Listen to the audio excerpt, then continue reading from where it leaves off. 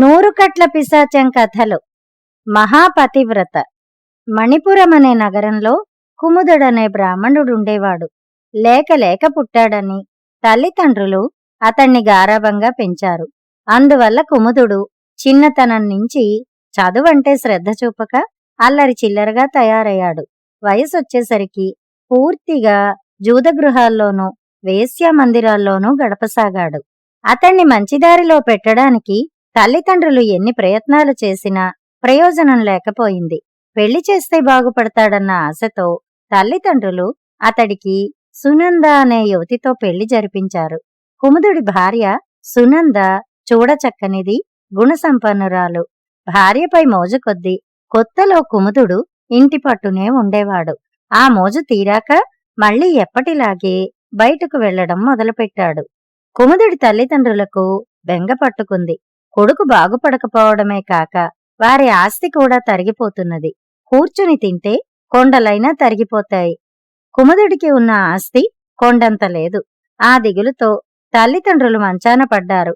అలా కుముదుడి ఇంటికి యజమాని అయ్యేసరికి అతడికిక పట్టపగ్గాలు లేకుండా పోయాయి. తల్లిదండ్రుల వైద్యం గురించి కూడా పట్టించుకోకుండా మిగిలిన ఆస్తిని విచ్చలవిడిగా ఖర్చు చేయసాగాడు. అలా కొన్నాళ్లకు కుముదుడి తల్లిదండ్రులు కన్నుమూశారు. అప్పటినుంచి సునందకు కష్టాలు ప్రారంభమయ్యాయి. కుముదుడికి సంపాదన లేదు. చేతిలో ఉన్నదంతా ఖర్చు పెట్టటం ఒక్కటే తెలుసు. తండ్రి ఎలా సంపాదించేవాడో ఎన్నడూ పట్టించుకోలేదు. ఇంట్లో రొక్కమంతా అయిపోగానే చేతికందిన వస్తువునల్లా తెగనమ్మసాగాడు. ముందు నగలతో మొదలెట్టాడు. తర్వాత బట్టలు, ఆ తర్వాత వంట సామాగ్రి. ఇక అమ్మడానికి ఏమీ లేకపోయేసరికి ఇల్లు అమ్మేశాడు. అలా ఆ దంపతులు రాజభవనంలాంటి స్వంతిల్లు వదిలి చిన్న అద్దెకొంపలోకి మారారు. అయినా కుముదుడి పద్ధతి మారలేదు. వీలైనంత వరకు అప్పులు చేసి తన సరదాలు తీర్చుకునేవాడు. కాని ఆస్తిపాస్తులేమీ లేకపోవటంతో క్రమంగా అతడికి అప్పులిచ్చేవాళ్లు తగ్గిపోయారు. ఒక రోజున కుముదుడు జూదమాడి రాజేంద్రుడు అనే భాగ్యవంతుడికి 10,000 వరహాలు బాకీ పడ్డాడు. తన బాకీ వెంటనే తీర్చమని కుముదుణ్ణి రాజేంద్రుడు బలవంత పెట్టాడు. ఎక్కడ్నించి తెచ్చేది? ఇప్పుడు నా దగ్గర ఏమీ మిగల్లేదు అన్నాడు కుముదుడు. నీ దగ్గర ఏమీ లేనప్పుడు తగుదునమ్మా అంటూ జూదానికి ఎందుకు దిగాలి? నాకు తక్షణం 10,000 వరహాలు ఇవ్వు, లేదా నీ భార్యను నాకు అప్పగించు అన్నాడు రాజేంద్రుడు. కుముదుడికి భార్య అంటే పెద్దగా అభిమానమేమీ లేదు. చేస్తున్నది తప్పు అని తెలిసి కూడా అతడు అందుకు అంగీకరించాడు. అప్పుడు రాజేంద్రుడు సంతోషంగా కుముదుడింటికి వెళ్లి సునందకు ఆ విషయం చెప్పాడు. సునంద మహాపతివ్రత. భర్త ఏం చేసినా ఎప్పుడూ పల్లెత్తు మాట అనలేదు. ఇప్పుడు కూడా జరిగింది విని ఆమె రాజేంద్రుణ్ణి అక్కడే కూర్చోమని చెప్పి తను లోపలికి వెళ్లి దేవుణ్ణి మనసులో తలుచుకుని, ఈ అవమానం నుంచి నన్నెలా కాపాడతావో నీదే భారం అని కన్నీళ్లు పెట్టుకుంది. అంతే, ఆమె ముందు మూట ఒకటి పడింది. అందులో 10,000 వరహాలున్నాయి. సునంద ఆ డబ్బును రాజేంద్రుడికిచ్చి పంపేసింది. అందమైన సునందను తనతో పాటు తీసుకుపోయే అవకాశం పోయిందని నిరాశపడిన రాజేంద్రుడు కుముదుణ్ణి కలిసి బాకీ ముట్టినట్టు చెప్పి వెళ్లిపోయాడు. కుముదుడు ఆశ్చర్యపడి వెంటనే పరుగున ఇంటికి వెళ్లి డబ్బెక్కడిదని భార్యను అడిగాడు. అంతా ఆ దేవుడి దయ అంది సునంద. నాకు కూడా కొంత డబ్బు కావాలి, ఇవ్వు అన్నాడు కుముదుడు. మీకివ్వడానికి నా దగ్గర ఏమీ లేదు అందామె. కుముదుడికి నమ్మకం కుదరక ఇల్లంతా వెతికాడు. ఎక్కడా ఏం దొరకలేదు. దాంతో అప్పటికి భార్యను ఏమీ అనకుండా నిద్రపోయాడు. ఈలోగా కుముదుడు రాజేంద్రుడికి 10,000 వరహాల బాకీ తీర్చిన వార్త అందరికీ తెలిసిపోయింది. మర్నాడు తెల్లవారేసరికి కుముదుడి ఇంటి చుట్టూ అప్పుల వాళ్లు మూగిపోయారు. కుముదుడు ఆ హడావిడికి నిద్రలేచి విషయం తెలుసుకుని, నా దగ్గర ఏమీ లేదు, కావాలంటే మీరు నా భార్యను తీసుకెళ్లి ఎవరికైనా అమ్మి వచ్చిన డబ్బు సమంగా పంచుకోండి అని వచ్చిన వారికి చెప్పాడు. వాళ్లందుకు సిద్ధపడ్డారు. కాని కుముదుడి భార్య డబ్బు తెచ్చి అందరి బాకీలు తీర్చి పంపేసింది.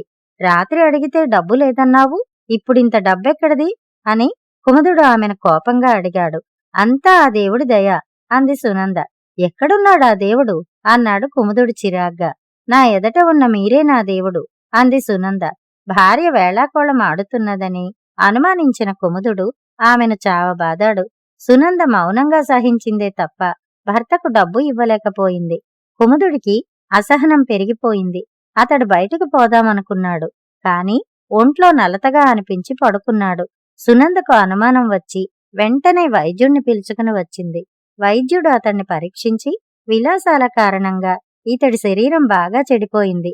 ఇతన్ని మామూలు మనిషిని చెయ్యాలంటే చాలా ఖరీదైన వైద్యం చేయాల్సి ఉంది.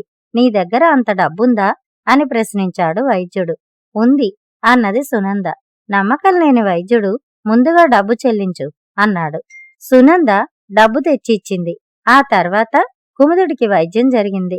సునంద అతడికి ఘన వైద్యం జరిపించడమే కాక వైద్యానికి తగ్గట్టుగా రోజు మంచి భోజనం కూడా పెట్టేది. అలా 2 నెలలు గడిచేసరికి కుముదుడు సంపూర్ణ ఆరోగ్యవంతుడు కావటమే కాక కొత్త తేజంతో ప్రకాశించసాగాడు. అప్పుడతడికి తిరిగి జూదగృహాలు, వేశ్యగృహాలకు వెళ్లాలన్న కోరిక పుట్టింది. మీరు ఇల్లు దాటి వెడితే ఆరోగ్యం పాడవుతుంది. శరీరం మాటిమాటికి రోగాలకు గురైపోతే మరమ్మతుకి కూడా లొంగనంత శిథిలమవుతుంది. నా మాట విని ఇంటి పట్టునే ఉంటే మీకు రోజు విందు భోజనం పెడతాను అంది సునంద. నాకు విందు భోజనం వద్దు, డబ్బు కావాలి అన్నాడు కుముదుడు. నా దగ్గర డబ్బు లేదు అంది సునంద. కుముదుడు మళ్లీ ఇల్లంతా వెతికాడు. ఎక్కడా డబ్బు కనిపించలేదు. మళ్లీ భార్యను 4 తన్ని అప్పు చేసి జూదం ఆడాలనుకుని జూదగృహానికి వెళ్లిపోయాడు. అయితే అక్కడున్న వాళ్ళందరూ కూడా నీకు డబ్బు అప్పుగా ఇస్తే నీ ఇంటికెళ్లి బాకీ వసూలు చేసుకోవాలి. ఆడవాళ్ల వద్ద చెయ్యి చాపటం మాకు నచ్చదు అన్నారు ఏకకంఠంతో. కొందరైతే భార్య సంపాదన మీద బతుకుతున్నాడని హేళన కూడా చేశారు. సరే, ఏదో విధంగా డబ్బు తీసుకొస్తాను అంటూ అక్కడ్నించి బయలుదేరాడు కుముదుడు. కాని డబ్బు సంపాదించడానికి మరో దారి తెలియక ఓ రత్నాల వ్యాపారి ఇంట్లో దొంగతనానికి చొరపడ్డాడు కుముదుడు. రత్నాల వ్యాపారి ఇంటికి ఒకరు కాదు, ఇద్దరు కాదు, 10 మంది కాపలా వాళ్లున్నారు. కుముదుడు ఆ ఇంట్లో అడుగు పెట్టగానే వాళ్లలో 4 అతన్ని పసిగట్టి చుట్టుముట్టారు. వాళ్ళు 4 కండలు తిరిగిన వస్తాదుల్లాగా ఉన్నారు. వాళ్ల చేతిలో తను చావటం ఖాయం అనిపించిన కుముదుడికి డబ్బు కంటే ప్రాణం విలువైనదిగా తోచింది. మొండి ధైర్యంతో వాళ్లను ఎదిరించాడు. ఆశ్చర్యమేమిటంటే అంతలావు వస్తాదులు అతడి దెబ్బకి నేల కూలారు. అదే సమయమని కుముదుడు కాళ్ళకి బుద్ధి చెప్పాడు. ఈలోగా కాపలా వాళ్లు లేచి దొంగ దొంగ అని పెద్దగా కేకలు పెట్టారు. ఆ కేకలు విన్న నగర రక్షక భటులు పారిపోతున్న కుముదుడిని చూసి వెంటబడి తరమసాగారు. కోరి తెచ్చుకున్న దుస్థితికి మనసులో బాధపడుతూనే శక్తి కొద్దీ పరిగెత్తాడు కుముదుడు. ఎంత పరిగెత్తినా వెనక నుంచి రాజభట్ల అడుగుల చప్పుడు వినిపిస్తూనే ఉంది. తనని వాళ్లు అందుకోలేదని సంతోషిస్తూ అదే పనిగా పరిగెత్తి ఒక కీకారణ్యంలోకి ప్రవేశించాడతడు. అడవి మధ్యలోకి వెళ్లేదాకా తానెక్కడున్నది కుముదుడికి తెలియలేదు. వెనక్కి తిరిగి చూస్తే రాజభట్లు లేరు. దట్టమైన చెట్లు కనిపించాయి. ముందు వెనక ఎటు చూసినా మహావృక్షాల సముదాయం. కుముదుడికి భయం వేసింది. ఆ అడవిలో క్రూరమృగాలు, విషసర్పాలు, కొండచిలువలు విలై తాండవం చేస్తాయని అంటారు. అక్కడ్నించి ఎలా బయటపడాలా అని ఆలోచిస్తున్న సమయంలో కుముదుడికి ఊహకందని కొన్ని విచిత్రాలు జరిగాయి. ఒక పెద్ద పులి అతడికి ఎదురుగా వచ్చింది. పులిని అంత దగ్గర్నుంచి చూసేసరికి కుముదుడికి కాళ్ళు చేతులు ఆడలేదు.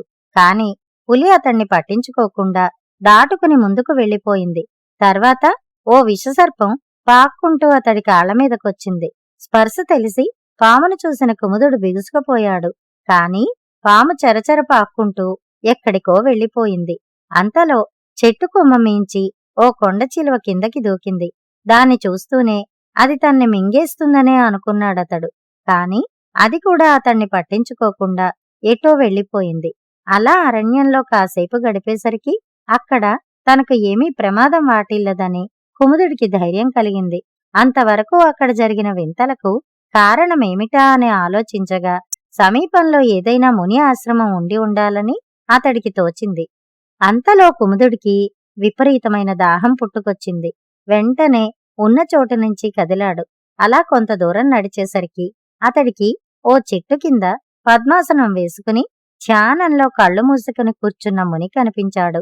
కుముదుడు ఆ మునిని సమీపించాడు. ఆయన ధ్యానంలో ఉన్నాడనే విషయం కూడా పట్టించుకోకుండా, స్వామీ, నాకు దాహంగా ఉంది. సమీపంలో కొలను ఏమైనా ఉందేమో చెప్పి పుణ్యం కట్టుకోండి అని అడిగాడు. ముని కళ్ళు తెరవలేదు, మాట్లాడలేదు. కుముదుడికి సహనం తక్కువ. అయినా కాసేపు ఎదురుచూసి ఇక లాభం లేదనుకుని ముని పక్కనే ఉన్న కమండలం అందుకోబోయాడు. అందులోని నీళ్లు తాగి దాహం తీర్చుకోవాలని అతడి ఆశ. అప్పుడు మునికి ధ్యానభంగమైంది. ఆయన కమండలాన్ని చేతిలోకి తీసుకుని, ఇది పరమ పవిత్రమైనది. నీవంటి సామాన్యులకు దీన్ని తాకే అర్హత లేదు. అది తెలుసుకోకుండా దీన్ని తాకే ప్రయత్నం చేశావు. శిలవైపో అంటూ అందులోని జలాన్ని కుముదుడిపై చిలకరించాడు. కాని కుముదుడు శిల కాలేదు. ఎప్పటిలాగే నిక్షేపంగా ఉన్నాడు. ముని ఆశ్చర్యపోయాడు. కారణం ఏమిటా అని దివ్యదృష్టితో చూసి జరిగింది తెలుసుకుని, ఓరి, నీవెంత పనికిమాలిన వాడివైనా నీ భార్య మహాపతివ్రత. ఆమె పాతివ్రత్య ప్రభావం నిన్ను రత్నాల వ్యాపారి ఇంట్లో కాపలా వాళ్ల నుంచి, రాజభటుల నుంచి, అడవిలో ప్రమాదాల నుంచి, చివరికి నా శాపం నుంచి కూడా రక్షించింది. దాహం వేస్తున్నదన్నావుగా, ఇదిగో ఈ కమండల జలం తాగి దాహం తీర్చుకో అన్నాడు. కుముదుడు దోసిలిపట్టి ముని ఇచ్చిన జలంతో దాహం తీర్చుకున్నాడు. తర్వాత మునితో, స్వామి, తమరు త్రికాలజ్ఞులని నాకు నమ్మకం కుదిరింది. కాని నా భార్య విషయంలో మాత్రం మీరు పొరబడ్డారు. ఆమె ఇతరుల కోసం ఎంత డబ్బైనా తెచ్చి ఇస్తుంది. కాని నా అవసరాలకి చిల్లిగవ్వ కూడా ఇవ్వదు. ఆమెను మీరు పతివ్రత అని ఎలా అనగలిగారు అన్నాడు. దీనికి ముని చిన్నగా నవ్వి, ఓరి వెర్రివాడా, నీ భార్య మహాపతివ్రత అన్నమాట అక్షరాల నిజం. పాతివ్రత్యమే ఆమె ధనం. నీ ప్రాణాల్ని రక్షించుకునేందుకు ఆమె ఎంత డబ్బైనా సంపాదించగలదు, ఎన్ని మహిమలైనా చూపగలదు. కాని ఆమె పాతివ్రత్యం నీ విలాసాలకి, సరదాలకి ఉపయోగపడదు. వాటి కోసం నువ్వు కృషి చేసి డబ్బు సంపాదించాలి. నీ భార్య నిన్ను దేవుడిగా భావించి పూజిస్తోంది. నీవు సన్మార్గంలో నడిచి కృషి చేస్తే ఆమె పాతివ్రత్య ప్రభావంతో నిజంగానే నీవు దేవుడివి అవుతావు. లేదు, నీ ప్రాణాలు మాత్రం రక్షించుకుని నీచంగా జీవిస్తావు అన్నాడు. అప్పుడు కుముదుడికి విషయం అర్థమైంది. జ్ఞానోదయం కలిగింది. అతడు మునికి నమస్కరించి తిరిగి తన ఊరికి వెళ్ళాడు. భార్యను ప్రేమగా చూసుకుంటూ సన్మార్గంలో కృషి చేసి పోయిన ఆస్తినంతా తిరిగి సంపాదించుకుని గొప్పవాడిగా పేరుగాంచాడు. వినయశీలుడి ఈ కథ పూర్తి చేయగానే, పతిక్షేమం కోరిన భార్యకు పాతివ్రత్య ప్రభావం ఉంటుంది. నా సరదాల కోసం ప్రజల్ని వేధించే నాకు భర్త గురించి ఆలోచించే వ్యవధి కూడా లేదు. నా సరదాల వల్ల నా సమయం వృధా, ఎందరికో వ్యధ. నేను పతివ్రతనై నా భర్త క్షేమం చూసుకుంటే ఆయన ప్రజాక్షేమానికి కృషి చేస్తాడు. రాజ్యం సుభిక్షంగా ఉంటుంది. ఈ విషయమై ఆలోచించవలసి ఉంది అనుకుంది మహారాణి. మహారాణి ఆలోచనలు ఎలా ఉన్నప్పటికీ ఆమెకి కథ బాగా నచ్చింది. ఆమె కథని మెచ్చుకోగానే వినయశీలుణ్ణి ఆవహించిన 100 కట్ల పిశాచానికి మరో కట్టు విడిపోయింది. మన్నాడు వినోద ప్రదర్శనకు ముందు యథాప్రకారం కథ వినడానికి మళ్లీ వచ్చింది మహారాణి. వినయశీలుణ్ణి ఆవహించి ఉన్న పిశాచం మరో కథ చెప్పడం ప్రారంభించింది. ఆ కథతో మరొకసారి కలుద్దాం. అంతవరకు సెలవు.